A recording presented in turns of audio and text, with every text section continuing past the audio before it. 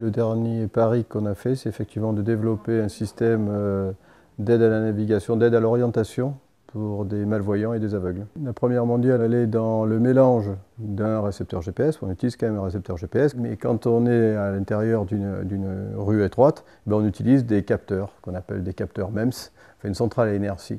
Et c'est là que la première mondiale réside, c'est dans la maîtrise de ces capteurs MEMS et dans ce qu'on appelle l'hybridation, c'est-à-dire le mélange des informations qui arrivent du GPS avec des informations qui arrivent des capteurs. C'est comme un TomTom, effectivement ça vous dit dans 30 mètres vous devrez prendre à droite, et vous êtes à 15 mètres, vous êtes à 5 mètres. Mais si des fois ça ne marche pas, vous pouvez appuyer sur un bouton et là vous avez accès à une plateforme d'assistance, une téléassistance qui dès que vous appuyez sur le bouton vous localise et là vous commencez à parler et on vous suit. Si vous avez un problème de guidage, eh bien, on vous dit allez par là.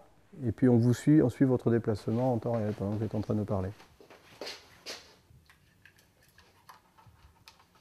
C'est une déficience visuelle que j'ai effectivement et chez moi, oui, c'est de naissance. Ça a été détecté en fait à l'âge de 3 ans. Donc je me déplace à pied et en transport en commun. Donc ça demande une grosse préparation en amont et je dirais beaucoup plus de concentration en fait pendant un itinéraire. On a ce boîtier qui nous aide beaucoup et qui est là pour nous rassurer et nous aider à trouver la bonne route. Quand on a ce handicap au cours de la vie, on peut très vite se refermer et ne plus sortir. Alors que là, c'est vraiment très rassurant. C'est vraiment un appareil qui peut, je pense, aider à sortir et à continuer à aller des endroits qu'on ne connaît pas.